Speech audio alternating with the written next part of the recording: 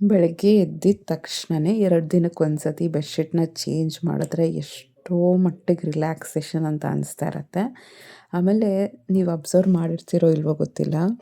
ಆ bedsheet change ಮಾಡಿದ ತಕ್ಷಣ ಆ ರೂಮ್ ಸ್ಟೇಟಸ್ಸು, ಆ ರೂಮ್ ಲುಕ್ಕು ಕಂಪ್ಲೀಟಾಗಿ ಚೇಂಜ್ ಆಗುತ್ತೆ. ಒಂಥರ ರಿಫ್ರೆಶಿಂಗ್ ಥರ ಅನಿಸ್ತಾ ಇರುತ್ತೆ.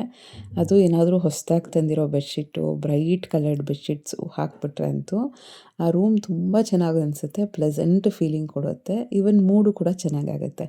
ಯೂಶಲಿ ಆ ಥರ ಅಭ್ಯಾಸ ಇರುತ್ತೆ. ಸೊ, ಅದಕ್ಕೆ ಎದ್ದಿದ ತಕ್ಷಣ ಅದನ್ನು ಕ್ಲೀನ್ ಮಾಡ್ತಾಯಿದ್ದೀನಿ. ಚಿಕ್ಕವಳು ಎಕ್ಸಸೈಸ್ ಮಾಡ್ತಿದ್ದಾಳೆ. ಇವತ್ತಿನ ವ್ಲಾಗಲ್ಲಿ ಒಂದು 30 ಥಿಂಗ್ಸ್‌ನ ನಿಮ್ಮ ಲೈಫಲ್ಲಿ ಯಾರ ಹತ್ರನೂ ಶೇರ್ ಮಾಡ್ಕೋಬಾರ್ದು. ಅಂತಂದರೆ ಒಂಥರ ಸೀಕ್ರೆಟ್ ಅನ್ನೋ ಥರನೇ. ಯಾವ ಸೀಕ್ರೆಟ್ಸು ಯಾರ ಹತ್ರನೂ ಯಾವತ್ತೂ ಶೇರ್ ಮಾಡ್ಕೋಬಾರ್ದು ಅಂತ ಇವತ್ತಿನ ವ್ಲಾಗಲ್ಲಿ ಮಾತಾಡ್ತಾ ಹೋಗೋಣ. ವಿಡಿಯೋನ ಎಲ್ಲೂ ಸ್ಕಿಪ್ ಮಾಡೋಕ್ಕೆ ಹೋಗಬೇಡಿ. ಇಷ್ಟ ಆದರೆ ಚಾನಲ್ನ ಸಬ್ಸ್ಕ್ರೈಬ್ ಮಾಡಿಕೊಂಡು ಲೈಕ್ ಮಾಡಿ, ಶೇರ್ ಮಾಡಿ, ಕಮೆಂಟ್ ಮಾಡಿ. ಫಸ್ಟ್ ಬಂದು ಪಾಸ್ವರ್ಡ್ಸ್. ನಿಮ್ಮ ಬ್ಯಾಂಕ್ದು, ಫೋನ್ದು, ಸುಮ್ಮನೆ ಫೋನು ಯಾರ್ದೋ ಕೈಯಲ್ಲಿ ಕೊಟ್ಟಿರ್ತೀರ, ಪದೇ ಪದೇ ಪಾಸ್ವರ್ಡ್ ಓಪನ್ ಮಾಡಬೇಕಾಗಿರುತ್ತೆ ಅಂತ ಅವ್ರ ಹತ್ರ ಪಾಸ್ವರ್ಡೇ ಹೇಳ್ಬಿಡೋದು. ಬ್ಯಾಂಕ್ ಪಾಸ್ವರ್ಡ್ಸ್ ಹೇಳ್ಬೋದು, ಇಮೇಲ್ ಪಾಸ್ವರ್ಡ್ಸು, ಯಾವುದೇ ಪಾಸ್ವರ್ಡ್ ಇರ್ಬೋದು. ದಯವಿಟ್ಟು ಯಾರ ಹತ್ರನೂ ಶೇರ್ ಮಾಡ್ಕೊಳಕ್ಕೆ ಹೋಗಬೇಡಿ. ಅಂಟಿಲ್ ಅವರು ತುಂಬ ಕ್ಲೋಸು, ಟ್ರಸ್ಟ್ ವರ್ತಿ, ನಂಬಿಕಸ್ಥರು ಅಂತ ಅಂದ್ಕೊಂಡಾಗ ಮಾತ್ರನೇ. ತುಂಬ ಹೆವಿ ಮಿಸ್ಯೂಸ್ ಆಗೋ ಚಾನ್ಸಸ್ ಇರುತ್ತೆ. ತುಂಬ ಪ್ರಾಬ್ಲಮ್ ಆಗೋ ಚಾನ್ಸಸ್ ಇರುತ್ತೆ. ಸೊ, ಅದಕ್ಕೆ ಯಾವುದೇ ಪಾಸ್ವರ್ಡ್ ಇರ್ಬೋದು, ಆದಷ್ಟು ನಿಮಗೆ ಸ್ಟ್ರೈನ್ ಆದರೂ ಪರವಾಗಿಲ್ಲ, ಆದಷ್ಟು ನೀವೇ ಓಪನ್ ಮಾಡೋದು, ಹ್ಯಾಂಡಲ್ ಮಾಡೋದು ಬೆಸ್ಟ್ ಅಂತಲೇ ಹೇಳ್ಬೋದು. ಇವತ್ತು ತಿಂಡಿಗೆ ಪಲಾವ್ ಮಾಡಿ ಮೊಸರು ಬಜ್ಜಿ ಮಾಡ್ತಾಯಿದ್ದೆ. ಈ ಮೊಸರು ಬಜ್ಜಿ ಮಾಡಬೇಕು ಅಂದರೆ ಮೇನಾಗಿ ಈರುಳ್ಳಿ, ಎಷ್ಟು ಈರುಳ್ಳಿ ಹಾಕಿದ್ರೆ ಅಷ್ಟು ಚೆನ್ನಾಗಿರುತ್ತೆ. ಈರುಳ್ಳಿ ಹಾಕಬೇಕು ಅಂದರೆ ಅದನ್ನು ಚಾಪಿಂಗ್ ಮಾಡ್ಕೊಳ್ಳೋದು ಒಂದು ದೊಡ್ಡ ತಲೆನೋವು. ಅದಕ್ಕೆ ನಾನು ಈ ರೀತಿ ಚಾಪ್ ಮಾಡ್ಕೊಳ್ತೀನಿ ಯಾವಾಗ್ಲೂ. ರೆಸಿಪಿಗೆ ಫೈನ್ ಚಾಪ್ಡ್ ಆನಿಯನ್ ಬೇಕು. ಸೊ, ಅದನ್ನು ಈಗ ಚಾಪ್ ಮಾಡ್ಕೊತಾ ಇದ್ದೀನಿ. ಇವತ್ತು ನಾನು Agaro elite rechargeable mini electric ಚಾಪರ್ನ ಯೂಸ್ ಮಾಡ್ತಾ ಇದ್ದೀನಿ. ಇದರಲ್ಲಿ ಏನೇನಿರುತ್ತೆ ಅಂತ ತೋರಿಸ್ತೀನಿ ನೋಡಿ. ಇದರಲ್ಲೊಂದು mini electric chopper, stainless steel blade ಮತ್ತು ಒಂದು USB ಕೇಬಲ್ ಇರುತ್ತೆ. ಜೊತೆಗೆ ಯೂಸರ್ ಮ್ಯಾನ್ಯುಯಲ್ ಕೂಡ ಕೊಟ್ಟಿರ್ತಾರೆ. ಇದು ಕ್ವಿಕ್ಕಾಗಿ ಈಸಿಯಾಗಿ ಚಾಪಿಂಗ್ ಮಾಡ್ಕೋಬೋದು. ಎವ್ರಿ ಡೇ ಸ್ಟ್ರೇನ್ ಇರುತ್ತಲ್ಲ, ಅದನ್ನು ಸಿಂಪಲ್ ಮಾಡ್ಕೋಬೋದು. ಚಾಪಿಂಗು ಮಿನ್ಸಿಂಗು ಕೂಡ ಈಸಿಯಾಗಿ ಆಗೋಗುತ್ತೆ. ಸೊ, ಈ ಥರ ಸ್ಟೇನ್ಲೆಸ್ ಸ್ಟೀಲ್ ಬ್ಲೇಡ್ ಕೊಟ್ಟಿರ್ತಾರೆ. ಇದರಲ್ಲಿ ಡ್ಯುಯಲ್ ಸೇಫ್ಟಿ ಟಚ್ ಮೆಕ್ಯಾನಿಸಮ್ ಇರುತ್ತೆ. ಅಂದರೆ ಲಿಡ್ ಕರೆಕ್ಟಾಗಿ ಲಾಕ್ ಆಗಿಲ್ಲ ಅಂದರೆ ಅದು ಆನೇ ಆಗಲ್ಲ. ಸೊ, ಸೇಫ್ಟಿಯಾಗಿ ಯೂಸ್ ಮಾಡ್ಕೋಬೋದು. ಇದು ಬಂದು 250 ml 1 year ವ್ಯಾರಂಟಿ ಇರುತ್ತೆ. ಇದು ಬಂದು 100% BPA ಫ್ರೀ ಮೆಟೀರಿಯಲಿಂದ ಮಾಡಿರ್ತಾರೆ. ಈಗ ಬೌಲು ಬ್ಲೇಡು ಹಾಕಿ ರಫಾಗಿ ಚಾಪ್ ಮಾಡ್ಕೊಂಡಿರೋಂಥ ಆನಿಯನ್ನ ಹಾಕ್ತಾಯಿದ್ದೀನಿ. ಈಗ ನೋಡಿ, ಆ ಮೋಟರ್ ಫಿಕ್ಸ್ ಮಾಡಿ ಜಸ್ಟ್ 1 ಬಟನ್ ಪ್ರೆಸ್ ಮಾಡಿದ ತಕ್ಷಣ ಫ್ರೆಂಡ್ಸ್, ಜಸ್ಟ್ ಫ್ಯೂ ಸೆಕೆಂಡ್ಸಲ್ಲಿ ಎಷ್ಟು ಫೈನ್ ಚಾಪಿಂಗ್ ಆಗಿರುವಂಥ ಆನಿಯನ್ ಸಿಗುತ್ತೆ ಅಂತ ನೋಡ್ತಾ ಇರ್ಬೋದು, ಎಷ್ಟು ಫೈನ್ ಚಾಪಿಂಗ್ ಆಗಿದೆ ಅಂತ. ಈಗ ಫೈನಾಗಿ ಚಾಪ್ ಮಾಡ್ಕೊಂಡಿರೋಂಥ ಆನಿಯನ್ನ ಹಾಕಿದ್ದೀನಿ. ತುಂಬ ಫೈನಾಗಿ ಆಗುತ್ತೆ, ಮೊಸರು ಬಜ್ಜಿ ಗಟ್ಟಿಯಾಗುತ್ತೆ. ಅದಕ್ಕೆ ಮೊಸರನ್ನ ಆ್ಯಡ್ ಮಾಡಿದ್ದೀನಿ. ಗಟ್ಟಿ ಮೊಸರು ಹಾಕಿದ್ರೆ ಚೆನ್ನಾಗಿರುತ್ತೆ. ಚಾಪ್ ಮಾಡ್ಕೊಂಡಿರೋಂಥ ಕೊತ್ತಂಬರಿ ಸೊಪ್ಪನ್ನು ಹಾಕಿದ್ದೀನಿ. ಆಮೇಲೆ ನಿಮಗೆ ಬೇಕು ಅಂದರೆ ಟೊಮ್ಯಾಟೊನೂ ಹಾಕಿ ಸ್ವಲ್ಪ ರುಚಿಗೆ ತಕ್ಕಷ್ಟು ಉಪ್ಪನ್ನು ಹಾಕ್ಕೋಬೇಕು. ಎಷ್ಟೊಂದು ರೆಸಿಪಿಗೆ ನಾವು ಇದನ್ನು ಯೂಸ್ ಮಾಡ್ತಿರ್ತೀವಲ್ವ. ಸೊ, ಅದಕ್ಕೆ ಇದನ್ನೆಲ್ಲ ಚೆನ್ನಾಗಿ ಮಿಕ್ಸ್ ಮಾಡಿ ಉಪ್ಪು ಎಲ್ಲ ಚೆಕ್ ಮಾಡಿಕೊಂಡ್ರೆ ಸೂಪರಾಗಿರುವಂಥ ಮೊಸರು ಬಜ್ಜಿ ರೆಡಿ. ಇದ್ರ ಜೊತೆಗೆ ನಾನು ಎಗ್ ಸಲಾಡ್ ಮಾಡ್ಕೋತಾ ಇದ್ದೀನಿ. ನಾನಿವತ್ತು Agaro grand egg boiler and poacher use ಮಾಡ್ತಾ ಇದ್ದೀನಿ. ಇದರಲ್ಲಿ egg boiler main unit, egg boiling rack, poaching tray, ಒಂದು ಟ್ರಾನ್ಸ್ಪರೆಂಟ್ ಲಿಡ್, ಮೆಷರಿಂಗ್ ಕಪ್ ಮತ್ತು ಒಂದು ಯೂಸರ್ ಮ್ಯಾನ್ಯುಯಲ್ ಇರುತ್ತೆ. ಇದರಲ್ಲಿ ಮೀಡಿಯಂ, ಹಾರ್ಡ್ ಮತ್ತು ಸಾಫ್ಟ್ 3 ಬಾಯ್ಲಿಂಗ್ ಟೈಪ್ಸ್ನ ಬಾಯ್ಲ್ ಮಾಡ್ಕೋಬೋದು ಎಗ್ಸ್ನ. ಅದರ ಜೊತೆ ಪೋಚ್ಡ್ ಎಗ್ಸ್ ಕೂಡ ಮಾಡ್ಬೋದು, ಅದನ್ನು ಮುಂದೆ ತೋರಿಸ್ತೀನಿ. ಇದು ಬಂದು 500 ವ್ಯಾಟ್ಸ್ ಪವರು. ಇದ್ರ ಜೊತೆಗೆ 2 years ಮ್ಯಾನುಫ್ಯಾಕ್ಚರ್ ವಾರಂಟಿ ಇರುತ್ತೆ. ಈಗ ಎಗ್ ಪೋಚರ್ ಹೆಂಗೆ ಯೂಸ್ ಮಾಡೋದು ಹೇಳ್ತೀನಿ. 120 ml ನೀರನ್ನು ಹಾಕಿದ್ದೀನಿ. ನೆಕ್ಸ್ಟ್ ಎಗ್ ಟ್ರೇ ಇಟ್ಟು ಆಮೇಲೆ ಪೋಚಿಂಗ್ ಟ್ರೇನ ಇಟ್ಟು ಅದಕ್ಕೆ ಸ್ವಲ್ಪ ಗ್ರೀಸ್ ಮಾಡ್ತಾ ಇದ್ದೀನಿ. ಒಂದೊಂದು ಮೊಟ್ಟೆನೂ ಪ್ರತಿಯೊಂದು ಟ್ರೇಯಲ್ಲೂ ಹಾಕ್ತಾ ಹೋಗಬೇಕು ಅಷ್ಟೇ. ಈಗ ಉಪ್ಪು, ಅರಿಶಿನ ಮತ್ತು ಖಾರದ ಪುಡಿನ ಹಾಕ್ತಾ ಇದ್ದೀನಿ. ಲಿಡ್ನ ಕ್ಲೋಸ್ ಮಾಡಿ ಆನ್ ಮಾಡಿದ್ರೆ ಆಯಿತು. ಬೆಲೆ ಈ ಥರ ಕಾಣುತ್ತೆ. ಇದನ್ನು ನೀಟಾಗಿ ಸ್ಪೂನ್ ಸಹಾಯದಿಂದನೇ ಆರಾಮಾಗಿ ತೆಗಿಬೋದು, ಅಂಟ್ಕೊಳ್ಳುತ್ತೆ ಅಂತ ಏನಿಲ್ಲ. ಈಗ ಒಂದು ಮಿಕ್ಸಿಂಗ್ ಬೌಲ್ಗೆ ಆನಿಯನ್ನು, ಟೊಮ್ಯಾಟೊ, ಸಣ್ಣದಾಗಿ ಕಟ್ ಮಾಡ್ಕೊಂಡಿರೋಂಥ ಈರುಳ್ಳಿ ಮತ್ತು ಅಲ್ಲಿ ಪೋಚ್ಡ್ ಹೇಗೆ ಮಾಡ್ಕೊಂಡಿದ್ವಲ್ಲ ಅದನ್ನು ಸ್ಲೈಸ್ ಮಾಡ್ಕೊಂಡಿದ್ದೀನಿ. ಈ ರೀತಿ ಕಟ್ ಮಾಡಿಕೊಂಡು ಹಾಕ್ಕೋಬೇಕು. ಇದಕ್ಕೆ ನಿಮ್ಗೆ ಇಷ್ಟ ಬಂದಿರೋ ಮಸಾಲೆ ಹಾಕ್ಕೋಬೋದು. ನಾನು ಸ್ವಲ್ಪ ಉಪ್ಪು, ಚಾಟ್ ಮಸಾಲ, ಮತ್ತು ಆರಿಗ್ಯಾನೋ ಪೌಡರು, ಪಿಜ್ಜಾ ಸೀಸ್ನಿಂಗ್ ಪೌಡರು, ಖಾರದ ಪುಡಿ ಇಷ್ಟನ್ನು ಹಾಕಿ ಮಿಕ್ಸ್ ಮಾಡ್ಕೊಂಡಿದ್ದೀನಿ. ನೀವು ಬೇಕಾದ್ರೆ ಮೆಣಸಿನಕಾಳು ಪೌಡ್ರು, ಮ್ಯಾಗಿ ಮಸಾಲ, ಈ ಗರಂ ಮಸಾಲ ಏನಾದರೂ ಹಾಕ್ಕೋಬೋದು. ಇಷ್ಟೇ. ನಿಮಗೆ ಈ ಪ್ರಾಡಕ್ಟ್ಸಲ್ಲಿ ಇಂಟ್ರೆಸ್ಟ್ ಇದ್ದರೆ ಲಿಂಕ್ನ ಡಿಸ್ಕ್ರಿಪ್ಷನ್ ಬಾಕ್ಸಲ್ಲಿ ಕೊಟ್ಟಿರ್ತೀನಿ. ನೆಕ್ಸ್ಟು ತುಂಬ ಡೇಂಜರ್ ಏನು ಅಂದರೆ OTPಗಳನ್ನ ಶೇರ್ ಮಾಡ್ಕೊಳ್ಳೋದು. ಈ ವಿಷಯದಲ್ಲಂತೂ ತುಂಬ ಹುಷಾರಾಗಿರಿ ಆಯಿತಾ. ಒಂದು ಶಾರ್ಟ್ಸ್ ನೋಡ್ತಾ ಇದ್ದೆ, ಅದು ಎಷ್ಟು ಮೀನಿಂಗ್ಫುಲ್ ಅಂತ ಗೊತ್ತಾಗುತ್ತೆ. ಏನು ಅಂದರೆ ಒಬ್ಬ ಅರ್ಜೆಂಟಾಗಿ ಇನ್ನೊಂದು ವ್ಯಕ್ತಿ ಹತ್ರ ಬಂದು ನಿಮ್ಮ ಮೊಬೈಲ್ ಕೊಡಿ, ಒಂದೇ ಒಂದು ಕಾಲ್ ಮಾಡಿ ಕೊಡ್ತೀನಿ ಅಂತ ಕೇಳ್ತಾನೆ. ಅದು ನಾರ್ಮಲ್ ಅಲ್ವಾ. ನಾವು ಯೂಶ್ವಲಿ ಏನಾದ್ರು ಬಸ್ ಸ್ಟಾಪಲ್ಲಿ ಯಾರಾದರೂ ಏನಾದರೂ ಫೋನ್ ಕೇಳಿದ್ರೆ ಡೆಫಿನೆಟ್ಲಿ ಕೊಡ್ತೀವಿ, ಯಾರಿಗಾನ ಹೆಲ್ಪ್ ಆಗುತ್ತೆ ಅಂತ. ಸೊ ಅದೇ ಥರ ಆ ವ್ಯಕ್ತಿನೂ ಫೋನ್ನ ಕೊಡ್ತಾರೆ. ಆ ವ್ಯಕ್ತಿ ಆ ಮೊಬೈಲ್ನ ಯೂಸ್ ಮಾಡಿಕೊಂಡು ಬ್ಯಾಂಕ್ನ ಕರೆಕ್ಟ್ ಮಾಡಿ, ಅಂದರೆ ಹ್ಯಾಕ್ ಮಾಡಿರ್ತಾರೆ. ಏನೇ ಬ್ಯಾಂಕ್ ಹ್ಯಾಕ್ ಮಾಡಿದ್ರು ಕೂಡ ಎಲ್ಲಾದ್ರೂ ದುಡ್ಡು ತೆಗಿಬೇಕು ಅಂದರೆ OTP ಅನ್ನೋದು ಬೇಕು. ಮೊಬೈಲು ಅವನ ಕೈಲೇ ಇತ್ತಲ್ವ, ಇಸ್ಕೊಂಡಿದ್ನಲ್ಲ ಕಾಲ್ ಮಾಡಬೇಕು ಎಮರ್ಜೆನ್ಸಿ ಅಂತ, ಆ OTP ನೋಡಿ ಹೇಳ್ತಾನೆ ಆಪೋಸಿಟ್ ಪರ್ಸನ್ಗೆ ಕಾಲ್ ಮಾಡಿ. ಸೊ ಆ ಥರ ಸುಮ್ಮನೆ ಏನಾದರೂ ಹೆಲ್ಪ್ ಮಾಡಬೇಕು ಅಂತ ಅಂದ್ಕೊಂಡಾಗಲೂ ಕೂಡ ಈ ರೀತಿ ಆಗೋ ಚಾನ್ಸಸ್ ಇರುತ್ತೆ. ಈ OTP ಅನ್ನೋದು ಒನ್ ಟೈಮ್ ಪಾಸ್ವರ್ಡ್ ಅಂತ ಹೇಳ್ತಾರಲ್ಲ, ತುಂಬಾ ರಿಸ್ಕು. ಯಾರ ಹತ್ರನೂ ಬೈ ಮಿಸ್ಟೇಕ್ ತೋರಿಸೋದು, ಮೊಬೈಲ್ ಕೊಡೋದು ಈ ಥರ ಎಲ್ಲ ಮಾಡೋಕ್ಕೆ ಹೋಗಬೇಡಿ. ಏನಾದರೂ ನನ್ನ ಸಜೆಷನ್ ಏನು ಅಂದರೆ, ನಿಮಗೆ ಗೊತ್ತಾಗುತ್ತಲ್ಲ ವ್ಯಕ್ತಿನ ಅನಲೈಸ್ ಮಾಡ್ತೀರಲ್ವ, ತುಂಬ ಜೆನ್ಯೂನು ಅಂದ್ಕೊಂಡಾಗ ಮಾತ್ರ ನೋಡಿ ಡಿಸೈಡ್ ಮಾಡಿ ಹೆಲ್ಪ್ ಮಾಡ್ಬೋದು. ಇಲ್ಲಾಂದರೆ ಈಗಿನ ಕಾಲದಲ್ಲಿ ಅದು ಎಷ್ಟರ ಮಟ್ಟಿಗೆ ನಿಜ, ಎಷ್ಟರ ಮಟ್ಟಿಗೆ ಸರಿ ಗೊತ್ತಿಲ್ಲ. ಯಾರನ್ನು ನಂಬಬೇಕು, ಯಾರನ್ನು ಬಿಡಬೇಕು ಅಂತ ತುಂಬ ಮಟ್ಟಿಗೆ ಕನ್ಫ್ಯೂಷನ್ ಆಗಿಬಿಡುತ್ತೆ. ಈ ರೀತಿ ಕೇಳಿದಾಗ, ಏನಾದರೂ ಹ್ಯಾಕ್ ಆದಾಗ, ಸುಮ್ಮನೆ ಫೋನ್ ಮಾಡಿಕೊಡ್ತೀವಿ ಅಂತ ಕೇಳಿದಾಗ ನಾನೇನು ಹೇಳ್ತೀನಿ ಅಂದರೆ, ಯೂಶ್ವಲಿ ಈ ಗಂಡು ಮಕ್ಕಳೆಲ್ಲ ಸ್ವಲ್ಪ ಹಾಗೆ ಹಿಂಗೆ ಇರ್ತಾರಲ್ಲ, ನಾನು ಕೊಡೋಕ್ಕೇ ಹೋಗಲ್ಲ. ಆಂಟಿ ಪ್ಲೀಸ್ ಕೊಡಿ ಅಂತ ಕೇಳ್ತಾರೆ, ಕೊಡೋಕ್ಕೆ ಹೋಗಲ್ಲ, ನಾನು ಅದ್ರಲ್ಲಿ ಔಟ್ ಗೋಯಿಂಗ್ ಇಲ್ಲ ಅಂತ ಹೇಳ್ಬಿಡ್ತೀನಿ. ನಿಜ ನನಗೆ ಎಷ್ಟೊಂದು ನೋಡಿರ್ತೀವಲ್ವ, ನಮ್ಮ ಹುಷಾರಲ್ಲಿ ನಾವು ಇರಬೇಕು. ಸೊ ಆಮೇಲೆ ಅವ್ರ ಹತ್ರನೂ ಮೊಬೈಲ್ ಕೈಯಲ್ಲಿರುತ್ತೆ, ಆಂಟಿ ನನ್ನಲ್ಲಿ ಇದಿಲ್ಲ ಅದಿಲ್ಲ ಅಂತ ಹೇಳ್ತಾರೆ. ನನಗೇನೋ ಡೌಟ್ ಅಂತ ಬಂದುಬಿಟ್ರೆ ಅಂತೂ ನಾನು ಏನೂ ಕೊಡೋಕ್ಕೆ ಹೋಗಲ್ಲ ಮೊಬೈಲ್ನ. ಆ್ಯಂಡ್ ಮೋರೋವರ್ ಆ ಥರ ಇಂಟ್ರ್ಯಾಕ್ಷನ್ಸ್ ಮಾಡಿ ಮೊಬೈಲ್ ಕೊಟ್ಟು ಮೋಸ ಆದವ್ರನ್ನ ತುಂಬ ಜನ ನೋಡಿದ್ದೀನಿ. ಎಲ್ಲೋ ಏನೋ ಜ್ಞಾನದಲ್ಲಿ ಯಾರೋ ಫೋನ್ ಮಾಡಿಬಿಟ್ಟು ನಿಮ್ಮದು ಅಕೌಂಟ್ ಚೆಕ್ ಮಾಡ್ತೀವಿ, ನಿಮ್ಮದು KYC ಅಪ್ಡೇಟ್ ಮಾಡ್ತೀವಿ ಬ್ಯಾಂಕುದು, ಎಷ್ಟೊಂದು ಫ್ರಾಡ್ ನಡೀತಾನೆ ಇರುತ್ತೆ, ಆನ್ಲೈನ್ ಫ್ರಾಡ್ಸು. ಸೊ ಅದಕ್ಕೆಲ್ಲ ನಾವು ಮೋಸ ಹೋಗದೆ ಆದಷ್ಟು OTP ಅನ್ನೋದನ್ನು ಮಾತ್ರ ತುಂಬ ಹುಷಾರಾಗಿ ಇಟ್ಕೊಂಡಿರಬೇಕು. ಯಾರ ಹತ್ರನೂ ಶೇರ್ ಮಾಡ್ಕೊಳಕ್ಕೆ ಹೋಗಬೇಡಿ.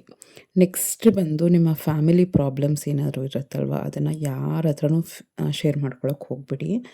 ಅದು ಹೆಂಗೆ ಅಂದರೆ, ಕೆಲವರು ಅನುಕಂಪ, ಸಿಂಪತಿ ಆ ಥರ ಎಲ್ಲ ತೋರಿಸೋ ಮುಖವಾಡದಲ್ಲಿ ಹಿಂದೆ ಹೋಗಿ ಆಡ್ಕೊಳ್ಳೋ ಜನಗಳೇ ಜಾಸ್ತಿ, ಒಂಥರ ಸರ್ಕ್ಯಾಸ್ಟಿಕ್ಕಾಗಿ ಮಾತಾಡೋರೇ ಜಾಸ್ತಿ. ಸೊ ಅದಕ್ಕೆ ಆದಷ್ಟು ಏನೇ ಫ್ಯಾಮಿಲಿ ಪ್ರಾಬ್ಲಮ್ಸು, ಪ್ರತಿಯೊಂದು ಫ್ಯಾಮಿಲಿಯಲ್ಲೂ ಒಂದಲ್ಲ ಒಂದು ರೀತಿಯಲ್ಲಿ ಪ್ರಾಬ್ಲಮ್ಸ್ ಇದ್ದೇ ಇರುತ್ತೆ. ನಮಗೂ ಅನಿಸುತ್ತೆ ಶೇರ್ ಮಾಡ್ಕೋಬೇಕು, ಶೇರ್ ಮಾಡಿಕೊಂಡ್ರೆ ರಿಲ್ಯಾಕ್ಸ್ ಆಗುತ್ತೆ ಅಂತ ಅನಿಸ್ತಾ ಇರುತ್ತೆ. ಬಟ್ ಅದನ್ನು ಯಾರ ಜೊತೆ ಶೇರ್ ಮಾಡ್ಕೊಳ್ತಾ ಇದ್ದೀವಿ ಅನ್ನೋದು ತುಂಬ ಮ್ಯಾಟ್ರ್ ಆಗುತ್ತೆ. ಆದಷ್ಟು ನಾವು ಒಬ್ಬರೇ ಅದನ್ನು ಹ್ಯಾಂಡಲ್ ಮಾಡೋದು, ಅಥವಾ ತುಂಬ ನಂಬಿಕಸ್ಥರ ಜೊತೆ ಡಿಸ್ಕಸ್ ಮಾಡೋದು ಬೆಸ್ಟ್. ಎಲ್ಲರ ಹತ್ರನೂ ಹೇಳ್ಕೊಂಬರೋದು, ಮತ್ತದು ಇನ್ನೊಂದು ಥರ ಪ್ರಾಬ್ಲಮ್ ಆಗೋದು, ನಾವೇ ನಮ್ಮ ಫ್ಯಾಮಿಲಿ ಸೀಕ್ರೆಟ್ಸ್ನ ಹೊರಗಡೆ ಬಿಟ್ಕೊಡೋದು ಕರೆಕ್ಟ್ ಅಲ್ವೇ ಅಲ್ಲ. ಸೊ ಆ ಥರ ಫ್ಯಾಮಿಲಿ ಪ್ರಾಬ್ಲಮ್ಸ್ನ ಯಾವತ್ತೂ ಡಿಸ್ಕಸ್ ಮಾಡೋಕ್ಕೆ ಹೋಗಬಾರ್ದು. ನೆಕ್ಸ್ಟ್ ಬಂದು, ನಿಮಗೆ ಯಾವ್ದಾನ ವೀಕ್ನೆಸ್ ಇರುತ್ತೆ, ಫಿಯರ್ಸ್ ಇರುತ್ತೆ ಅಂತ ಇರುತ್ತೆ, ಅದನ್ನು ಹೇಳ್ಕೊಳಕ್ಕೆ ಹೋಗಬೇಡಿ. ಅದನ್ನು ಹೈಲೈಟ್, ಅದು ಎಲ್ಲ ಟೈಮಲ್ಲೂ ನಮ್ಗೆ ಆಗ್ತಾ ಇರಲ್ಲ. ಬಟ್ ಅದು ಏನು ಅಂದ್ಕೊಳ್ತಾರೆ ಅಂದರೆ ನಾವು ಹೇಳ್ಕೊಂಬಿಡ್ತೀವಿ ಅಂದ್ಕೊಳ್ಳಿ. ಫಾರ್ ಎಕ್ಸಾಂಪಲ್ ಹೇಳ್ತೀನಿ, ನನಗೆ ಸ್ಟೇಜ್ ಫಿಯರ್ ಇದೆ ಅಂತ ಹೇಳಿದೆ ಅಂತ ತಿಳ್ಕೊಳ್ಳಿ, ಆಯಿತಾ. ನನಗೆ ಆ್ಯಕ್ಚುಲಿ ಸ್ಟೇಜ್ ಮೇಲೆ ಹೋದಾಗ ನಂಗೆ ಮೇ ಬಿ ಆಗದೇ ಇರ್ಬೋದು, ಅಯ್ಯೋ ಇವಳಿಗೆ ಸ್ಟೇಜ್ ಫಿಯರ್ ಇದೆ ಅಂತ ಬರೋ ಆಪರ್ಚುನಿಟೀಸು ಕಡಿಮೆ ಆಗುತ್ತೆ, ಆಯಿತಾ. ಸೆಕೆಂಡ್ ಬಂದು, ನಾವು ಆ ಥರ ಹೇಳ್ಕೊಂಡಾಗ ನಮ್ಮ ಸಬ್ಕಾನ್ಷಿಯಸ್ ಮೈಂಡಲ್ಲಿ ಅಯ್ಯೋ ಹೌದೇನೋ ನನಗೆ ಇದೆಯೇನೋ ಅಂದ್ಕೊಂಡು ಬರೋ ಕಾನ್ಫಿಡೆನ್ಸೂ ಕಡಿಮೆ ಆಗೋಗುತ್ತೆ, ಆಯಿತಾ. ಸೊ ಏನೋ ಒಂದ್ರ ಭಯ ಆಗ್ತಿರತ್ತಲ್ವ, ಅದನ್ನು ಹೇಳ್ಕೊಳ್ಳೇಬೇಡಿ. ನಿಮಗೆ ಗೊತ್ತಿರತ್ತೆ ಅಲ್ವಾ ವೀಕ್ನೆಸ್ನ, ಭಯನ ನೀವು ಓವರ್ಕಮ್ ಮಾಡಿ, ನೀವು ಅದನ್ನು ತಿದ್ಕೊಳ್ಳಿ, ಹೆಂಗಾನ ಮಾಡಿ ಧೈರ್ಯ ತಂದುಕೊಂಡು ಅದನ್ನು ಹೋಗಲಾಡಿಸ್ಕೋಬೇಕೇ ವಿನಃ ಎಷ್ಟು ಜನ ಹತ್ರ ನಮ್ಮ ವೀಕ್ನೆಸ್ನ, ನಮ್ಮ ಭಯನ ಹೇಳ್ಕೊತೀವೋ ಅಷ್ಟು ಅದು ನೆಕ್ಸ್ಟ್ ಬಂದು ನಮ್ಮ ಫ್ಯೂಚರ್ ಪ್ಲ್ಯಾನ್ಸ್. ಅಂಟಿಲ್ ನಾವೇನೋ ಅಂದ್ಕೊಂಡಿರ್ತೀವಿ, ಅದು ಫುಲ್ಫಿಲ್ ಆಗೋವರೆಗೂ ಯಾರ ಹತ್ರನೂ ಹೇಳ್ಕೊಳಕ್ಕೆ ಹೋಗಬೇಡಿ. 2 ರೀಸನ್ಗೆ. ಒಂದು ಹೇಳ್ಕೊಂಬಿಟ್ಟಿದ್ದೀವಿ ಅಂದರೆ ಅವರು ಜಲಸ್ಸಿಂದ ಒಂಥರ ನಮ್ಮನ್ನು ಟ್ರೀಟ್ ಮಾಡ್ಬೋದು, ಅಥವಾ ಅದು ಆಗದೇನೂ ಇರ್ಬೋದು. ಆಗಿಲ್ಲ ಅಂದರೆ ಅವರು ಮಾತಾಡೋ ರೀತಿಯೇ ಡಿಫ್ರೆಂಟ್ ಆಗ್ಬೋದು, ಅಥವಾ ನಮ್ಮ ಮೇಲೆ ಪ್ರೆಷರು ಜಾಸ್ತಿ ಆಗ್ಬೋದು. ಅಯ್ಯೋ ಹೇಳ್ಕೊಂಬಿಟ್ಟಿದ್ದೀವಿ ಆಗಿಲ್ವಲ್ಲ ಅಂತ ನಮ್ಮಲ್ಲೇ ಸ್ಟ್ರೆಸ್ಸು ಜಾಸ್ತಿ ಆಗುತ್ತೆ. ಸೊ ಆದಷ್ಟು ಫ್ಯೂಚರ್ ಪ್ಲ್ಯಾನ್ಸ್ ಬಗ್ಗೆ ಏನು ಡಿಸ್ಕಸ್ ಮಾಡೋಕ್ಕೆ ಹೋಗಬೇಡಿ. ನೆಕ್ಸ್ಟ್ ಬಂದು ಸ್ಯಾಲ್ರಿ ಮತ್ತು ಮನಿ ಮ್ಯಾಟರ್ಸು. ನಾನು ಇವತ್ತಿನವರೆಗೂ ಅಷ್ಟೇ, ನೀವು ವ್ಲಾಗ್ಸಲ್ಲಿ ನೋಡ್ತಾ ಇರ್ಬೋದು, ನಾನು ಮನಿ ರಿಲೇಟೆಡ್ ಯಾವತ್ತೂ ಏನೂ ಡಿಸ್ಕಸ್ ಮಾಡಿಲ್ಲ. ಎಷ್ಟು ಜನ ಕೇಳಿದ್ದೀರಾ ನಿಮ್ಮ ಸ್ಯಾಲ್ರಿ ಎಷ್ಟು ಲೋನು ಇದೆಲ್ಲನೂ. ಬಟ್ ಅದೇನು ಗೊತ್ತಾ, ಅದು ಇಂಡಿವಿಜುವಲ್ ಫ್ಯಾಮಿಲಿ ಸೀಕ್ರೆಟ್ಸ್. ಅದು ಸೀಕ್ರೆಟ್ಸ್ ಅನ್ನೋದಕ್ಕಿಂತ ಅದನ್ನು ಡಿಸ್ಕಸ್ ಮಾಡೋ ಅವಶ್ಯಕತೆ ಇಲ್ಲ. ಇನ್ಫ್ಯಾಕ್ಟ್ ಸುಮಾರು ಜನ ಅದನ್ನು ಡಿಸ್ಕಸ್ ಮಾಡಲೂಬಾರ್ದು. ನೀವೂ ಅಷ್ಟೇ ಕೇಳಲೂಬಾರ್ದು, ಅದನ್ನು ಹೇಳಲೂಬಾರ್ದು. ಓಪನಾಗಿ ಹೇಳಬೇಕು ಅಂದರೆ ಸ್ಯಾಲ್ರಿ ಎಷ್ಟು ಅಂತ ನೀವು ಯಾರಿಗೂ ಕೇಳೋಕ್ಕೆ ಹೋಗಬೇಡಿ. ಆಮೇಲೆ ಎಷ್ಟು ಖರ್ಚಾಯಿತು ಏನು ಅದು ಅವರಾಗೇ ಹೇಳಿದ್ರೆ ಪರವಾಗಿಲ್ಲ. ಬಟ್ ಯೂಶ್ವಲಿ ನಮ್ಮ ಸೈಡೆಲ್ಲ ಆ ಥರ ಇಲ್ಲ ಸ್ಯಾಲ್ರಿ ಎಷ್ಟು ಏನು ಅಂತ ಕೇಳೋದೇ ಇಲ್ಲ. ಸೊ ಅದೊಂಥರ ಪ್ರೊಫೆಷ್ನಲ್ ಸೀಕ್ರೆಟ್ಸು ಅಥವಾ ಪರ್ಸ್ನಲ್ ಸೀಕ್ರೆಟ್ಸ್, ಎಷ್ಟೊಂದು ಫೈನಾನ್ಷಿಯಲ್ ಮ್ಯಾಟರ್ಸ್ ಎಲ್ಲ ಇರುತ್ತೆ. ಪ್ಲೀಸ್ ಅದನ್ನು ಎಲ್ಲೂ ಡಿಸ್ಕಸ್ ಮಾಡೋಕ್ಕೆ ಹೋಗಬೇಡಿ. ಜಾಸ್ತಿ ಅಂತಲೂ ಅನ್ಕೋಬೋದು, ಕಡಿಮೆ ಅಂತಲೂ ಅನ್ಕೋಬೋದು. ಅಯ್ಯೋ ಇವಳ್ದು ಎಷ್ಟೇ ಸ್ಯಾಲ್ರಿ ಅನ್ಕೋಬೋದು, ಅಥವಾ ಅಯ್ಯೋ ಇವಳಿಗೆ ಇಷ್ಟೊಂದು ಬರುತ್ತೆ ಅಂತ ಅನ್ಕೋಬೋದು. ಏನಕ್ಕೆ ಬೇಕು ಅವೆಲ್ಲ? ಆಮೇಲೆ ಲೋನ್ ತೆಗ್ದಿದ್ದೀವಿ ಅಂದರೆ ಇಷ್ಟೊಂದು ತೊಗೊಂಬಿಟ್ಟಿದ್ದಾರಾ, ಇಷ್ಟೇ ತೆಗ್ದಿರೋದಾ? ಬೇಕಾಗಿಲ್ಲ. ನಮ್ಮ ಫೈನಾನ್ಷಿಯಲ್ ಕಮಿಟ್ಮೆಂಟ್ಸ್ ನಮಗೆ ಕಷ್ಟನೋ ಸುಖನೋ ನಾವು ಅನುಭವಿಸ್ತೀವಿ. ನಮ್ಮ ಸ್ಯಾಕ್ರಿಫೈಸಸ್ಸು, ನಮ್ಮ ಹ್ಯಾಪಿನೆಸ್ಸು, ನಮ್ಮ ಕಮಿಟ್ಮೆಂಟ್ಸು ನಮಗೇ ಇರಬೇಕು. ಅದರ 4 ಜನ ಜೊತೆ ಡಿಸ್ಕಸ್ ಮಾಡೋ ಅವಶ್ಯಕತೆ ಇಲ್ಲ. ಯಾರೆಷ್ಟೇ ವ್ಲಾಗ್ಸ್ ಮಾಡಿದ್ರು ವೆರಿ ರೇರ್. ಎಷ್ಟೋ ಜನ ಏನೇ ವ್ಲಾಗ್ಸ್ ಮಾಡಿದರೂ ಕೂಡ ಪರ್ಸ್ನಲ್ ಮ್ಯಾಟರ್ಸ್ನ ಇವತ್ತಿನವರೆಗೂ ನಾನು ಡಿಸ್ಕ್ಲೋಸ್ ಮಾಡೋದು ಇಲ್ಲ. ಅದು ಅವಶ್ಯಕತೆ ಇಲ್ಲ, ಮಾಡಬಾರ್ದು ಅಂತಲ್ಲ, ಅವಶ್ಯಕತೆಯೇ ಇಲ್ಲ. ಅದು ನೀವೂ ಅಷ್ಟೇ ಅದನ್ನೆಲ್ಲ ಡಿಸ್ಕಸ್ ಮಾಡೋಕ್ಕೆ ಹೋಗಬೇಡಿ. ನೆಕ್ಸ್ಟ್ ಬಂದು relationship issues. Actually maybe husband ವೈಫಿಗೆ ಜಗಳ ಆಗ್ಬೋದು, ಏನೋ ಮನಸ್ತಾಪ ಆಗ್ಬೋದು, ಮಿಸ್ಅಂಡರ್ಸ್ಟ್ಯಾಂಡಿಂಗ್ ಆಗ್ತಾ ಇರ್ಬೋದು. ಅದನ್ನು 4 ಜನರ ಹತ್ರ ಹೇಳ್ಕೊಳ್ಳೋ ಅವಶ್ಯಕತೆ ಇರಲ್ಲ. ಆ ಮನಸ್ತಾಪನ ಹೋಗ್ತಾ ಹೋಗ್ತಾ ಹೋಗ್ತಾ ಅದು ಸಾಲ್ವ್ ಆಗುತ್ತೆ. Actually time resolves everything. But ನಾವು ಯಾವಾಗ 3ನೇ ವ್ಯಕ್ತಿಗೆ ಹೇಳ್ಕೊತೀವಿ ಅದು ಪ್ರಾಬ್ಲಮ್ ಜಾಸ್ತಿ ಆಗ್ಬೋದು. ತುಂಬ ಚಾನ್ಸಸ್ ಇದೆ. ಅದು ಬೇರೆ ಥರ ಹೋಗ್ಬೋದು, ಬೇರೆ ಥರ ಪೋಟ್ರೆ ಆಗ್ಬೋದು. ಆಮೇಲೆ ಈ ಥರ 3ನೇ ವ್ಯಕ್ತಿ ಹತ್ರ ಹೋಗಿದೆ ಅಂದರೆ ಇಲ್ಲಿ ಪಾರ್ಟ್ನರ್ಸ್ ಮಧ್ಯೆ ರಿಲೇಷನ್ಶಿಪ್ ಇದಾಗ್ಬೋದು. ಸೊ ಆ ಥರ ಏನೇ ಒಂದು ರಿಲೇಷನ್ಶಿಪ್ ಇಶ್ಯೂಸ್ ಇದ್ದರೂ ಕೂಡ, ಯಾವುದೇ ರಿಲೇಷನ್ಶಿಪ್ ಇರಲಿ, ಈಗ ಅಮ್ಮ ಮಗಳು ಜಗಳ ಆಡಿರ್ಬೋದು, ಆಯಿತಾ, ಅದನ್ನು ತಗೊಂಡೋಗಿ ಗಂಡನ ಮನೇಲಿ ಹೇಳೋದು. ಹಸ್ಬೆಂಡ್ ವೈಫ್ ಜಗಳ ಆಡಿರ್ಬೋದು, ಅದನ್ನು ತೊಗೊಂಡೋಗಿ ತಾಯಿ ಮನೇಲಿ ಹೇಳೋದು. ಯಾರ ಹತ್ರನೇ ಇರಲಿ, ಯಾರ ಮಧ್ಯೆ ಅತ್ತೆ ಸೊಸೆ ಜಗಳ ಆಡಿರ್ಬೋದು, ತೊಗೊಂಡೋಗ್ತಾ ಅವ್ರ ಮನೇಲಿ ಹೇಳೋದು. ಅವಶ್ಯಕತೆ ಇಲ್ಲ. ಒಂದು ಡಿಸ್ಟರ್ಬ್ ಆಗೋಗ್ತೀವಿ, ಅವರೂ ಡಿಸ್ಟರ್ಬ್ ಆಗ್ತಾರೆ. ಏನಕ್ಕೆ ಅವೆಲ್ಲ? ಟೈಮ್ ಹೋಗ್ತಾ ಹೋಗ್ತಾ ಎಲ್ಲನೂ ಸಾಲ್ವ್ ಆಗೇ ಆಗುತ್ತೆ. ಆರಾಮಾಗಿ ಆಮೇಲೆ ಕೂತ್ಕೊಂಡು ಸಾಲ್ವ್ ಮಾಡ್ಕೋಬೋದು. ಅದನ್ನು 3ನೇ ವ್ಯಕ್ತಿಗೆ ಹೇಳಿ ಕಾಂಪ್ಲಿಕೇಟ್ ಮಾಡ್ಕೊಳ್ಳೋಕ್ಕಿಂತ ಅದು ದಯವಿಟ್ಟು ಯಾರ ಹತ್ರನೂ ಡಿಸ್ಕಸ್ ಮಾಡ್ಕೊಳ್ಳೋಕೆ ಹೋಗಬೇಡಿ. ನೆಕ್ಸ್ಟು ಪರ್ಸ್ನಲ್ ಗೋಲ್ಸ್ ಅಂತ ಹೇಳ್ತಾರೆ. ಏನೋ ಒಂದು ಸಾಧಿಸಬೇಕು ಅಂತ. ನಾನು ಯಾವಾಗಲೂ ಹೇಳ್ತಾ ಇರ್ತೀನಲ್ವ, ಅದು ಇಂಡೈರೆಕ್ಟಾಗಿ ಹೇಳ್ತಾ ಇರ್ತೀನಿ. ನಾನು ಏನೋ ಒಂದು ಸಾಧಿಸಬೇಕು ಅಂತ ಅಂದ್ಕೊಂಡಿದ್ದೀನಿ ಅಂತ. ಅದು ಏನಕ್ಕೆ ಅಂದರೆ ಎಷ್ಟೊಂದು ರೀಸನ್ಸಿಂದ. ಯಾವಾಗಲೂ ನಾವೇನು ಅಂದ್ಕೊಂಡಿದ್ದೀವಿ, ಏನು ಆಗಬೇಕು ಅಂತ ಅಂದ್ಕೊಂಡಿದ್ದೀವಿ, ಎಷ್ಟು ಬಚ್ಚಿಟ್ರೆ, ಎಷ್ಟು ಸೈಲೆಂಟಾಗಿ ವರ್ಕ್ ಮಾಡಿದ್ರೆ ಅಷ್ಟು ಒಳ್ಳೆಯದು. Work has to be done in silence. ಸೈಲೆಂಟಾಗೆ ವರ್ಕ್ ಮಾಡಬೇಕು. ಬಟ್ ನಮ್ಮ ಸಕ್ಸಸ್ಸು ಸೌಂಡ್ ಮಾಡಬೇಕು ಅಂತ ಹೇಳ್ತಾರೆ ಯಾವಾಗಲೂ ಅಷ್ಟೇ. ನಾನು ಅದೇ ನಂಬ್ಕೊಂಡಿರ್ತೀನಿ. ಸೈಲೆಂಟಲ್ಲೇ ಕೆಲಸ ಮಾಡ್ತಿರ್ತೀನಿ, ಆಯಿತಾ. ಆ ಥರ ಇದ್ದಾಗಲೇ ಮಾತ್ರ ನಾವು ಫೋಕಸ್ ಇರೋಕ್ಕೆ ಸಾಧ್ಯ. ನಾವು ಎಷ್ಟು ನಮ್ಮ ಗೋಲ್ ಬಗ್ಗೆ ಡಿಸ್ಕಸ್ ಮಾಡ್ತೀವಿ. ಈಗ ಎಕ್ಸಾಂಪಲ್ ಹೇಳ್ತೀನಿ. ಒಂದು ಫ್ಯಾಮಿಲಿ ಇರುತ್ತೆ ಅಂತ ಅಂದ್ಕೊಳ್ಳಿ. ಮಕ್ಕಳನ್ನ ಏನೋ ಓದಿಸ್ಬೇಕು ಅಂತ ಅಂದ್ಕೊಂಡಿರ್ತಾರೆ. ಎಕ್ಸಾಂಪಲ್ ಇಂಜಿನಿಯರ್ ಓದಿಸ್ಬೇಕು ಅಂತ ಅಂದ್ಕೊಂಡಿರ್ತಾರೆ. ಅದು ಅವ್ರ ಗೋಲು. ಆ ಮಗಳಿಗೆ ಅದೇ ಇಷ್ಟ, ಆ ಮಗನಿಗೆ ಅದೇ ಇಷ್ಟ ಅಂತ ಅಂದ್ಕೊಳ್ಳಿ. ಅದನ್ನು ಯಾರೋ ಫ್ರೆಂಡ್ಸ್ ಜೊತೆ ಡಿಸ್ಕಸ್ ಮಾಡೋಕ್ಕೆ ಹೋಗ್ತೀರ. ಬಟ್ ಅಲ್ಲಿ ಎಷ್ಟೊಂದು ನೆಗೆಟಿವ್ ಒಪಿನಿಯನ್ಸು, ಕನ್ಫ್ಯೂಸಿಂಗ್ ಒಪಿನಿಯನ್ಸೇ ಬರೋದು ಜಾಸ್ತಿ. ಹಾಗಂತ ಡಿಸ್ಕಸ್ ಮಾಡಬಾರ್ದು ಅಂತ ಆ ಥರ ಎಲ್ಲ ಏನೂ ಇಲ್ಲ. ಬಟ್ ಯಾರ ಜೊತೆ ಅನ್ನೋದು ತುಂಬಾ ಮ್ಯಾಟ್ರ್ ಆಗುತ್ತೆ. ನೆಗೆಟಿವ್ ಒಪಿನಿಯನ್ ಬರ್ಬೋದು. ಅಯ್ಯೋ ಆ ಕೋರ್ಸ್ ಆ ಸ್ಕೋಪೇ ಇಲ್ಲ, ಇದಕ್ಕೆ ಹೋಗಿ. ಒಬ್ರು ಹೇಳ್ತಾರೆ ಇದು ಒಳ್ಳೆಯದು ಅಂತ, ಇನ್ನೊಬ್ರು ಹೇಳ್ತಾರೆ ಅದು ಒಳ್ಳೆಯದು. ತಲೆ ಕಿಚ್ಚಡಿ ಆಗೋಗುತ್ತೆ. ಅದೇ ಅಂತಲ್ಲ, ಕೆಲವರು ಇದು ಇನ್ಫ್ಯಾಕ್ಟ್ ಮನೆ ಕಟ್ಟಬೇಕಾದ್ರೂ ಅಷ್ಟೇ, ಮೆಟೀರಿಯಲ್ ಕಾಂಟ್ರಾಕ್ಟು, ಲೇಬರ್ ಕಾಂಟ್ರಾಕ್ಟ್ ಅಂತ 2 ಇರುತ್ತೆ. ಅದು ಕಟ್ಟಿದವ್ರು ಗೊತ್ತಿರುತ್ತೆ. ಅಂದರೆ ಫುಲ್ ದುಡ್ಡೆಲ್ಲ ಕೊಟ್ಬಿಟ್ಟು ಒಪ್ಪಿಸ್ಬಿಡೋದೊಂದು, ಇಲ್ಲಾಂದರೆ ನಾವೇ ಎಲ್ಲ ಮೆಟೀರಿಯಲ್ ಕೊಟ್ಟು ನಾವು ನಿಂತ್ಕೊಂಡು ಕಟ್ಟಿಸ್ಕೊಳ್ಳೋದೊಂದು. ಇದಕ್ಕೆ ಎಷ್ಟೋ ಮಿಕ್ಸ್ಡ್ ಒಪಿನಿಯನ್ಸ್ ಬರುತ್ತೆ. ಅಂದರೆ ಇದು ಒಳ್ಳೆಯದು, ಅದು ಒಳ್ಳೆಯದು, ಅದು ಒಳ್ಳೆಯದು, ಇದು ಒಳ್ಳೆಯದು, ತಲೆ ಕಿಚ್ಚಡಿ ಆಗೋಗುತ್ತೆ. ಅದಕ್ಕೆ ಡಿಸ್ಕಸ್ ಮಾಡೋದಕ್ಕಿಂತ ಕೆಲವು ಸತಿ ಸೈಲೆಂಟಾಗಿ ಇದ್ಕೊಂಡು ನಾವೇ ಡಿಸಿಷನ್ ತೊಗೊಳ್ಳೋದು ಫಾರ್ ಬೆಟರ್. ನೆಕ್ಸ್ಟ್ ಬಂದು ನಾನು ಯಾವಾಗಲೂ ಹೇಳ್ತಾ ಇರ್ತೀನಲ್ವ, ಎಷ್ಟಾದರೆ ಅಷ್ಟು ಒಳ್ಳೆ ಕೆಲಸನ ಮಾಡಿ. ಎಷ್ಟಾದರೆ ಅಷ್ಟು ಅಂದರೆ ನೀವು ಬಲಗೈ ಕೊಟ್ಟಿದ್ದು ಎಡಗೈ ಕೊಟ್ಟಾಗೋ ಅವಶ್ಯಕತೆ ಇರಲ್ಲ. ಏನಕ್ಕೆ ಹೇಳೋ ಅವಶ್ಯಕತೆ ಇಲ್ಲ ಅಂದರೆ ಶೋ ಆಫ್ ಮಾಡೋ ಅವಶ್ಯಕತೆ ಇಲ್ಲ. ಎಷ್ಟೊಂದು ಮಾಡ್ತಾ ಇರ್ತೀವಿ ನಾವು ಕೂಡ. ಸೊ ಅದು ಅವಶ್ಯಕತೆ ಇಲ್ಲ. ಏನಕ್ಕೆ ಭಗವಂತ ನೋಡ್ತಿರ್ತಾರೆ, ಎಲ್ಲ ಕಡೆ ದೇವರಿದ್ದಾನೆ ಅಂತ ಗೊತ್ತು ತಾನೆ, ಎಲ್ಲೋ ಒಂದು ರೀತಿ ಕಾಪಾಡ್ತಿರ್ತಾರೆ. ಸೊ ಆ ಶೋ ಆಫ್ ಬೇಡ, ಅದನ್ನು ಹೇಳೋ ಅವಶ್ಯಕತೆ ಇಲ್ಲ. ನೆಕ್ಸ್ಟ್, ಇದು ಮೋಸ್ಟ್ ಇಂಪಾರ್ಟೆಂಟ್ ಪಾಯಿಂಟ್. 3 ವ್ಯಕ್ತಿಗಳ ಸ್ಟೋರಿ ಇದು. A B C ಎಷ್ಟು ಸರಿ ಹೇಳಿದ್ದೀನಿ. A ಏನೋ ತಗೊಬಂದು ಬಿಗೆ ಹೇಳಿದ್ದಾರೆ ಅಂದರೆ ಬಿ ಅದನ್ನು ಬಾಯಿ ಮುಚ್ಕೊಂಡು ಸಾಯೋವರೆಗೂ ಸೀಕ್ರೆಟ್ನ ಮೇಂಟೈನ್ ಮಾಡಬೇಕು. ಅದನ್ನು ತೊಗೊಂಡೋಗಿ ಸಿ ಹತ್ರ ಹೇಳೋದು, ಡಿ ಹತ್ರ ಹೇಳೋದು ಅವಶ್ಯಕತೆ ಇಲ್ಲ. ಆಗ ಯಾವತ್ತೂ ಬಿ ಮೇಲೆ ನಂಬಿಕೆ ಇಡಲ್ಲ, ಯಾವತ್ತೂ.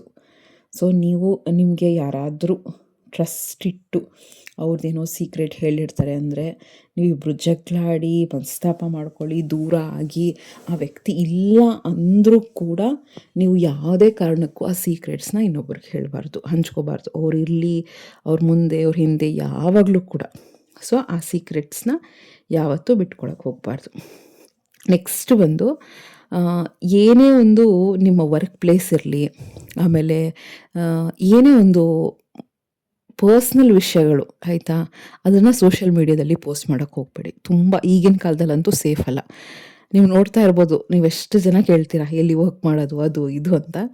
ಸೊ ಅವಶ್ಯಕತೆ ಇಲ್ಲ. ನಾನು ನಿಮ್ಗೆ ಹೇಳೋದು ಅಷ್ಟೇ, ಸೂಕ್ಷ್ಮಗಳನ್ನ ಅರ್ಥ ಮಾಡ್ಕೊಳ್ಳಿ. ನಿಮ್ಮ ಏನಿದೆ ಡೈಲಿ ರೊಟೀನ್ಸ್ ಅಥವಾ ನಿಮ್ಮ ವರ್ಕ್ ಮಾಡೋ ಪ್ಲೇಸು ಅದೆಲ್ಲ ಅವಶ್ಯಕತೆ ಇಲ್ಲ. ಸೊ ಆದಷ್ಟು ಅದನ್ನು ಸೇಫಾಗಿ ಇಟ್ಕೊಂಡಿರೋದೇ ಒಳ್ಳೆಯದು ಅಂತ ಅನಿಸುತ್ತೆ. ನೆಕ್ಸ್ಟ್ ಬಂದು ಹೆಲ್ತ್ ಡೀಟೇಲ್ಸು. ನಿಮಗೆ ಏನಾದರೂ ಪ್ರಾಬ್ಲಮ್ ಇದೆ ಅಂತ ಅಂದ್ಕೊಳ್ಳಿ, ಆಯಿತಾ. ಕೆಲವು ಸತಿ ಹೇಳ್ಕೊಂಡಾಗ ಸುಮಾರು ಜನ ಅದನ್ನು ಒಳ್ಳೆ ರೀತಿಯಿಂದ ಸಪೋರ್ಟ್ ಮಾಡ್ಬೋದು. ಸುಮಾರು ಸತಿ ಅದನ್ನು ಇನ್ನೂ ಕಾಂಪ್ಲಿಕೇಟ್ ಮಾಡಿಬಿಡ್ತಾರೆ. ಅಯ್ಯೋ ಹಿಂಗಾಗೋಗಿದ್ಯಾ, ಅಯ್ಯೋ ಹಿಂಗಾಗೋಗಿದ್ಯಾ ಅಂತ. ಆಗ ಇನ್ನೂ ಭಯ ಜಾಸ್ತಿ ಆಗೋಗುತ್ತೆ. ಸೊ ಆ ಥರ ಕಾಂಪ್ಲಿಕೇಶನ್ಸ್ನ ಅವಾಯ್ಡ್ ಮಾಡಬೇಕು ಅಂದರೆ ಹೆಲ್ತ್ ರಿಪೋರ್ಟ್ಸ್ನ ನಿಮಗೆ ಕ್ಲೋಸ್ ಆಗಿರೋರ ಜೊತೆ ಮಾತ್ರ ಡಿಸ್ಕಸ್ ಮಾಡಿ. ನೆಕ್ಸ್ಟ್ ಬಂದು ನೀವೇನೋ ಪಾಸ್ಟಲ್ಲಿ ತಪ್ಪು ಮಾಡಿರ್ತೀರಾ ಅಂತ ತಿಳ್ಕೊಳ್ಳಿ. ಅದನ್ನು ಕಂಪ್ಲೀಟಾಗಿ ಮರ್ತುಬಿಟ್ಟು ಅದರಿಂದ ಬಂದಿರೋ ಪಾಠನ ಕಲಿಬೇಕು. ಅದನ್ನು 4 ಜನ ಜೊತೆ ಪದೇ ಪದೇ ಪದೇ ಹೇಳೋದ್ರಿಂದ ಜನಗಳು ನಿಮ್ಮನ್ನು ನೋಡೋ ದೃಷ್ಟಿನೇ ಚೇಂಜ್ ಆಗಿಬಿಡುತ್ತೆ, ಜಡ್ಜ್ ಮಾಡೋ ದೃಷ್ಟಿನೇ ಚೇಂಜ್ ಆಗಿಬಿಡುತ್ತೆ. ಸೊ ಆ ಥರ. ನೆಕ್ಸ್ಟ್ ಬಂದು ಆರ್ಗ್ಯುಮೆಂಟ್ಸು ಮತ್ತು ಫೈಟ್ಸ್ ಇರುತ್ತಲ್ವ, ಅದನ್ನು ನಮ್ಮ ಹತ್ರನೇ ಇಟ್ಕೋಬೇಕು. ಈಗ ಹೇಳ್ತೀನಿ, ವರ್ಕ್ ಪ್ಲೇಸಲ್ಲಿ ಯಾರ್ದೋ ಜೊತೆ ಮನಸ್ತಾಪ ಆಗಿರುತ್ತೆ, ಅದನ್ನು ತೊಗೊಂಡೋಗಿ ನೀವೇ ಬೇರೆಯವ್ರ ಹತ್ರ ಹೇಳಿದ್ರೆ ಇಡೀ ಊರಿಗೆ ನೀವೇ ಟಾಮ್ ಮಾಡ್ದಂಗೆ ಅದು ಅಲ್ಲೇ ಮರ್ತೋಗುತ್ತೆ. ಮನೇಲೇನೋ ಜಗಳ ಆಡಿರುತ್ತೆ, ಅದನ್ನು ತೊಗೊಂಡೋಗಿ ನಾವೇ ಬೇರೆಯವ್ರ ಹತ್ರ ಹೇಳಿದ್ರೆ ಅವ್ರು ಇನ್ನೂ ಹಿಂದೆ ಮಾತಾಡಿಕೊಂಡು ಅದಕ್ಕೇನೋ ಒಗ್ಗರಣೆ ಹಾಕಿ ಬೇರೆ ರೀತಿ ಮಾತಾಡ್ತಿರ್ತಾರೆ. ಸೊ ಏನೇ ಆರ್ಗ್ಯುಮೆಂಟ್ಸು ಫೈಟ್ಸ್ ನಡೆದ್ರೂ ಕೂಡ ಅದ್ರ ಬಗ್ಗೆ ಮಾತಾಡಬೇಡಿ. ನೆಕ್ಸ್ಟ್ ಬಂದು ನಿಮ್ಮ ನೆಕ್ಸ್ಟು ಮೂವ್ಸ್ ಮತ್ತು ಸ್ಟ್ರಾಟಜೀಸ್ ಏನೇ ಇದ್ರೂ ಕೂಡ ಯಾರ ಜೊತೆನೂ ಡಿಸ್ಕಸ್ ಮಾಡೋಕ್ಕೆ ಹೋಗಬೇಡಿ, ಆಯಿತಾ. ನೆಕ್ಸ್ಟ್ ಬಂದು ನೀವೆಲ್ಲರೂ ಒಬ್ಬರೇ ಇರ್ತೀರಾ, ಮನೆಯಲ್ಲಿ ಒಬ್ಬರೇ ಹೋಗ್ತಾ ಇರ್ತೀರಾ. ಸೊ ಅದನ್ನೆಲ್ಲ ಆದಷ್ಟು ಎಷ್ಟೋ ವಿಷಯಗಳಲ್ಲಿ ನಾವು ಹುಷಾರಿರಬೇಕಾಗತ್ತೆ. ನೆಕ್ಸ್ಟ್ ಬಂದು ನೀವು ಎಮೋಷ್ನಲಿ ವೀಕ್ ಇದ್ದಾಗ ಅದನ್ನು ಯಾರ ಜೊತೆ ಶೇರ್ ಮಾಡಿಕೊಂಡ್ರೆ ಬೆಸ್ಟ್ ಅಂತ ಯೋಚನೆ ಮಾಡಿಕೊಂಡು ಶೇರ್ ಮಾಡ್ಕೊಳ್ಳೋದು ಬೆಸ್ಟ್. ಎಲ್ಲರ ಹತ್ರನೂ ನೀವು ಎಮೋಷನ್ಸ್ನ ಎಕ್ಸ್ಪ್ರೆಸ್ ಮಾಡ್ಕೊಳ್ಳೋಕೆ ಹೋಗಬೇಡಿ. ನೆಕ್ಸ್ಟ್ ಬಂದು ನಿಮ್ಮ ಫೈನಾನ್ಷಿಯಲ್ ಕಂಡೀಷನ್ಸ್ ಏನೇ ಇರಲಿ, ನೀವು ಪೂರು ರಿಚ್ ಮಿಡ್ಲ್ ಕ್ಲಾಸ್ ಏನೇ ಇರಲಿ, ನಿಮ್ಮ ಫೈನಾನ್ಷಿಯಲ್ ಕಂಡೀಷನ್ಸ್ನ ಆದಷ್ಟು ಸೀಕ್ರೆಟ್ ಆಗಿರೋದು ತುಂಬ ಇಂಪಾರ್ಟೆಂಟು. ನೆಕ್ಸ್ಟ್ ಏನೋ ಒಂದು ಬಿಸ್ನೆಸ್ ಐಡಿಯಾಸ್ ಇರುತ್ತೆ, ಏನೋ ಒಂದು ಲೀಗಲ್ ಮ್ಯಾಟರ್ಸ್ ಇರುತ್ತೆ, ಕೋರ್ಟಿನ ಕೇಸು ಏನೋ, ಎಲ್ಲರ ಜೊತೆ ಡಿಸ್ಕಸ್ ಮಾಡೋ ಅವಶ್ಯಕತೆ ಇಲ್ಲ. ಜನಗಳು ಅನಲೈಸ್ ಮಾಡೋ ರೀತಿ, ಮಾತಾಡೋ ರೀತಿ ಡಿಫ್ರೆಂಟ್ ಆಗಿರುತ್ತೆ. ನೆಕ್ಸ್ಟ್ ಬಂದು ನಿಮ್ಮ ಮಕ್ಕಳ ಬಗ್ಗೆ. ಮಕ್ಕಳಿದು ಓದ್ತಿದ್ದಾರೆ, ಮಕ್ಕಳು ಈ ಥರ ಹೋಗ್ತಾರೆ, ಮಕ್ಕಳು ಈ ಥರ ಹೈಯರ್ ಸ್ಟಡೀಸ್ ಮಾಡ್ತಾರೆ, ಅವಶ್ಯಕತೆ ಇಲ್ಲ ಅಂತ ಅನಿಸುತ್ತೆ. ತುಂಬ ಸೀಕ್ರೆಟಾಗಿ ಇಟ್ಕೋಬೇಕಾಗುತ್ತೆ. ಇದು ಯೋಚನೆ ಮಾಡಿ ಫ್ರೆಂಡ್ಸ್, ಇದು ವಿಡಿಯೋ ಏನಕ್ಕೆ ಅಂದರೆ, ಕೆಲವು ಸತಿ ಕೆಲವರು ಫಿಲ್ಟ್ರ್ ಇಲ್ದಂಗೆ ಮಾತಾಡ್ತಿರ್ತಾರೆ. ಮನಸ್ಸಲ್ಲಿ ಏನೂ ಇರಲ್ಲ, ಎಲ್ಲರ ಹತ್ರ ಎಲ್ಲ ಹೇಳ್ಕೊಂಬರ್ತಿರ್ತಾರೆ. ಬಟ್ ಕೇಳುಗರು ಎಲ್ಲರೂ ಒಂದೇ ರೀತಿಲಿ ಕೇಳಲ್ಲ. ತುಂಬ ಚೆನ್ನಾಗಿ ಎದುರುಗಡೆ ಎಷ್ಟು ಚೆನ್ನಾಗಿರ್ತಾರೆ ಅಂದರೆ, ಹೌದಪ್ಪ ಇವ್ರು ನಮ್ಮ ಶ್ರೇಯೋಭಿಲಾಷಿಗಳು, ತುಂಬ ಒಳ್ಳೆಯವರು ಆ ಥರ ಅನಿಸ್ತಾ ಇರುತ್ತೆ. ಬಟ್ ಬ್ಯಾಕ್ ಬಿಚ್ಚಿಂಗು ತುಂಬ ಜನ ಇರ್ತಾರೆ. ಅದಕ್ಕೆ ಆದಷ್ಟು ನಾವು ಸೆಲೆಕ್ಟ್ ಮಾಡ್ಕೋಬೇಕು. ಒಬ್ಬರೋ ಇಬ್ಬರೋ ಇದ್ದರೂ ಪರವಾಗಿಲ್ಲ, ಒಬ್ಬರಿದ್ರೂ ಪರವಾಗಿಲ್ಲ, ಅಥವಾ ಲೈಫಲ್ಲಿ ಯಾರು ಇಲ್ಲದೇ ಇದ್ದರೂ ಪರವಾಗಿಲ್ಲ. ಆದಷ್ಟು ನಾವು ಒಬ್ಬರೇ ಫೈಟ್ ಮಾಡೋದನ್ನು ಕಲಿಬೇಕು. ಅಥವಾ ನಮ್ಗೆ ಯಾರಾನ ಒಬ್ಬರು ಸಿಕ್ಕಿದ್ದಾರೆ, ತುಂಬ ನಂಬಿಕಸ್ಥರು, ಇವ್ರು ತುಂಬ ಒಳ್ಳೆಯವರು ಅಂದರೆ ನೀವು ನೋಡ್ಕೊಳ್ಳಿ, ಭಾರಿ ಹುಷಾರಾಗಿರಬೇಕು. ಕೆಲವ್ರನ್ನ ನಂಬಬೇಕು.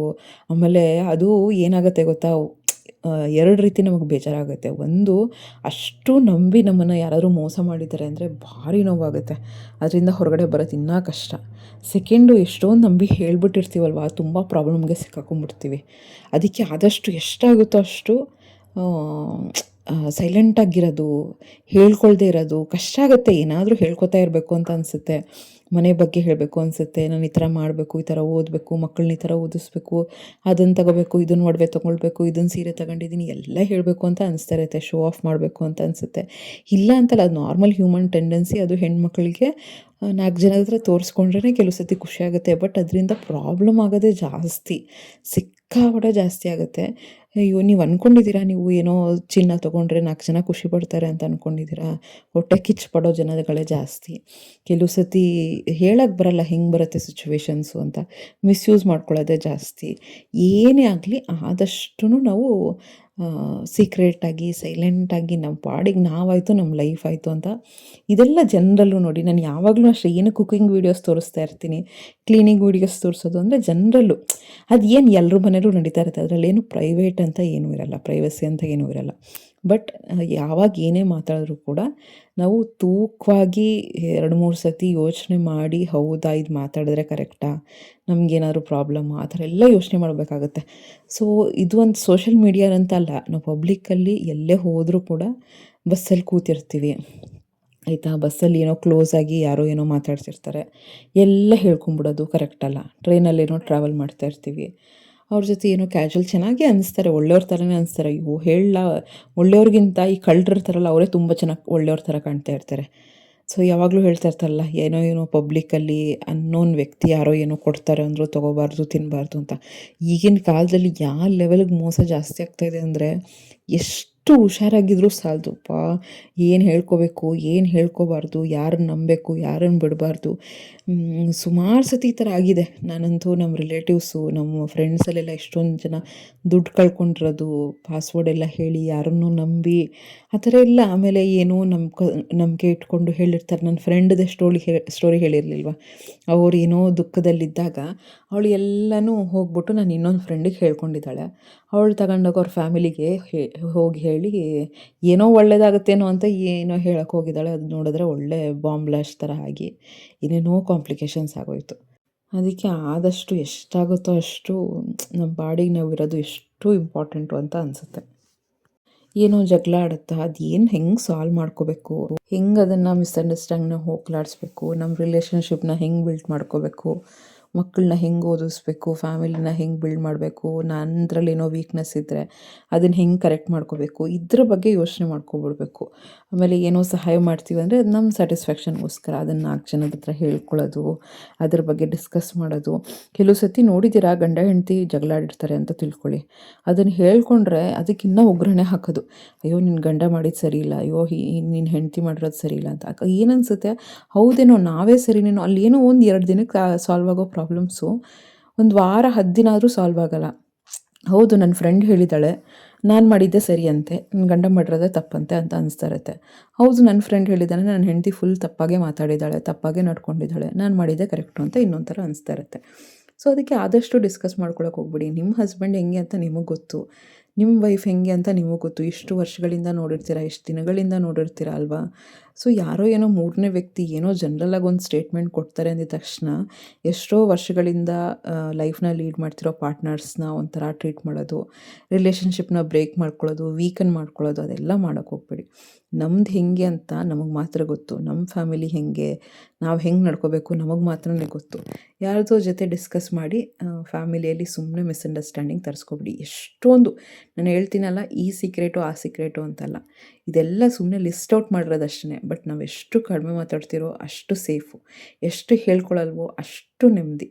ನಮ್ಮದ್ರಲ್ಲಿ ಇರೋದು ಇಲ್ದಿರೋದು ಯಾವುದು ಹೇಳ್ಕೊಬಾರ್ದು. ಎಷ್ಟು ಸೈಲೆಂಟಾಗಿರ್ತೀವೋ ನಿಜವಾಗ್ಲೂ ಆರಾಮಾಗಿ ಲೈಫ್ ಹೋಗ್ತಾ ಇರುತ್ತೆ. ಈವನ್ ಕಣ್ಣು ಬೀಳಲ್ಲ, ಅಯ್ಯೋ ಹಾಗಂತೆ, ಅಯ್ಯೋ ಹಿಂಗಂತೆ, ಇಷ್ಟು ಒಳ್ಳೇದಾಯ್ತಂತೆ, ಅವ್ರಿಗೆ ಅಷ್ಟು ಒಳ್ಳೇದಾಯ್ತು. ಏನಕ್ಕೆ ಬೇಕು? ದೇವರು ಏನೋ ಒಂದು ಕೊಟ್ಟಿದ್ದಾನೆ ಅಂದರೆ ಅದನ್ನು ಖುಷಿಯಿಂದ ನಾವು ಅನುಭವಿಸ್ಬೇಕು. ಬಿಟ್ಟರೆ ಅದನ್ನೇನೋ ತೋರಿಸ್ಕೊಳ್ಳೋದು, ಆ ಬುದ್ಧಿನ ಫಸ್ಟ್ ಬಿಟ್ಬಿಡ್ಬೇಕು. ಏನೋ ಇಲ್ವಾ, ನಾವೇ ಕಷ್ಟಪಡೋಣ. ಅದನ್ನು ಹೇಳ್ಕೊಂಡ್ರೆ ಅಯ್ಯೋ ಇಲ್ವಂತೆ ಅಂತ 4 ಜನ ಇನ್ನೂ ನಮ್ಮ ನ್ಯೂನ್ಯತೆನ ಎತ್ತಿ ಎತ್ತಿ ಆಡ್ತಾ ಇರ್ತಾರೆ. ಸೊ ಅದಕ್ಕೆ ಅವೆಲ್ಲ ಆಸ್ಪದ ಕೊಡದೆ ನೆಮ್ಮದಿಯಾಗಿ ಲೈಫ್ನ ಲೀಡ್ ಮಾಡೋದು ಬೆಸ್ಟು ಅಂತ ಅನಿಸ್ತಾ ಇರುತ್ತೆ. ಸೊ ಹೋಪ್ ಈ ವಿಡಿಯೋ ಇಷ್ಟ ಆಗಿದೆ ಅಂದ್ಕೊಳ್ತೀನಿ ಫ್ರೆಂಡ್ಸ್. ಇಷ್ಟ ಆಗಿದ್ರೆ ಚಾನಲ್ನ ಸಬ್ಸ್ಕ್ರೈಬ್ ಮಾಡಿಕೊಂಡು ಲೈಕ್ ಮಾಡಿ, ಶೇರ್ ಮಾಡಿ, ಕಮೆಂಟ್ ಮಾಡಿ. ಮುಂದಿನ ಬ್ಲಾಗಲ್ಲಿ ಸಿಗ್ತೀನಿ. ನಮಸ್ಕಾರ. ಲೈಕ್ ಮಾಡಿದ ತಕ್ಷಣ ಹೈಪ್ ಪಾಯಿಂಟ್ಸ್ ಅಂತ ಬರುತ್ತೆ, ಅದನ್ನು ನೀವು ಪಾಯಿಂಟ್ಸ್ನೂ ಕೂಡ ಕೊಡ್ಬೋದು. ಯಾವುದನ್ನ ಟಾಪಿಕ್ ಬೇಕು ಅಂದರೆ ಕಮೆಂಟ್ ಬಾಕ್ಸಲ್ಲಿ ತಿಳಿಸಿ. ಮುಂದಿನ ಬ್ಲಾಗಲ್ಲಿ ಸಿಗ್ತೀನಿ. Thank you so much.